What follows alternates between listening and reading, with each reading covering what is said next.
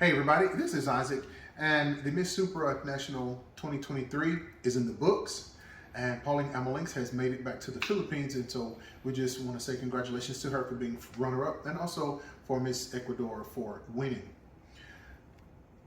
Right now, there has been a lot of chat in my comments about, the Q&A section. That should have been it, because at that particular level, at that round, everybody's gorgeous. And everything is pretty well known about them.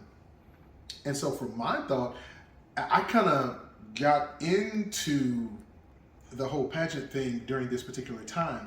And so I was just under the impression that the Q&A section was it. So I know that they make cuts and they had different events, and so they made cuts, and I was just under the impression that that was it. And so some of you have said in my comments that maybe I should take a look at the other events to see what the whole package was. Maybe why they came to the conclusion of Miss Ecuador.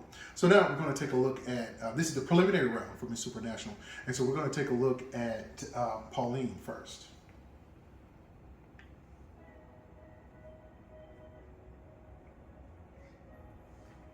So as you can see, typical Filipino, long, gorgeous hair. She has the strides here and the hips working.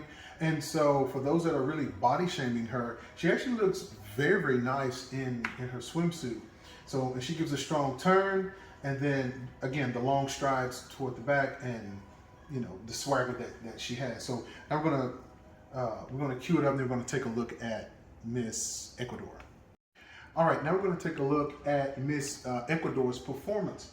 And as you can tell, right off of the bat, she comes out. She knows exactly what she's doing. And as you can tell, if you want to strictly go by physical beauty, you can really tell that she is a little bit taller and she is a little bit thinner than Pauline. Again, that's not to take away from Pauline, but you can just tell. And she knows exactly what she's doing. The head turn towards the camera. And her long strides, I mean, it does help that she is a little bit taller. And so, again, she knows exactly what she's doing. So that one event as well, the Q&A would have to go to Pauline.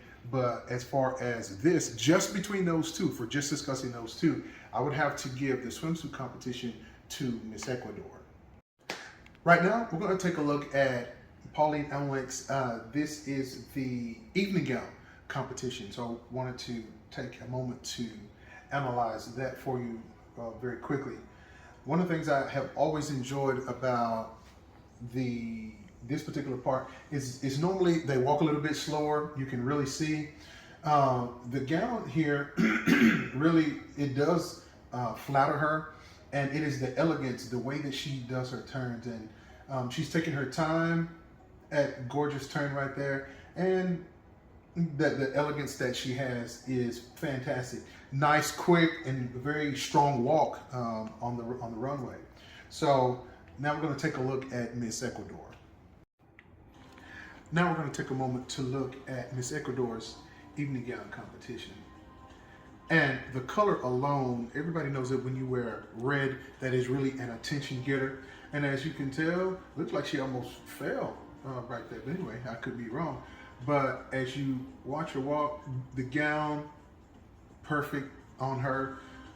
And again, the designers of her gown did a fantastic job using her long torso here in her dress. And so the way that she turns, plays to the camera, the head turn, hands on the hips as she walks back. And so just excellent. And her gown fits her to a T. And they just did a great job with her in this particular outfit. So let me just kind of end it by saying this. I can totally see, and again, I'm just looking at Miss Ecuador and Miss Philippines. And as you can tell, both ladies are absolutely gorgeous. Both ladies are elegant. The swimsuit competition, I would give it to Miss Ecuador. The Q&A, I would give to Pauline. The evening gown competition, I really do think that they're pretty evenly matched, and it really depends on what very, very specific things or feature you were looking for. It would be a tough one for me, but I'm also still fairly new to this, and I got into this during this competition. So I'm still learning about pageants, but just analyzing just that right there, I can so totally see how the judges had a hard time, because both ladies are gorgeous. Both ladies did a fantastic job. And as far as body shaming either one, or really talking about either one, as far as I'm concerned, you can really stop as far as I'm concerned, because I'm not really going to engage in that. It is already tough enough for these ladies, and I've said it before, so I'm just saying it again. It's already tough enough for these ladies. They already have enough pressure on them, but I think they need more support than detractors, and I believe everyone can have their opinions. And sometimes, y'all make some valid points in the comments, but to just say, oh, she's fat, or she's ugly, or she's this, or she's that, I'm not really gonna engage that. But I do think those that have said, hey, take a look at this, what do you think about this? And so then we go and we try to do a little bit of research. I have some help, and we try to do a little bit of research to see that we can, if I can bring anything to it, because if you just want me to get on here and say, oh, they're ugly and all that kind of stuff, I'm not going to create those kind of videos. I want to be true to the pageants. I want to be true to the contestants. I'd rather be uplifting to the contestants, because they're already getting enough hate.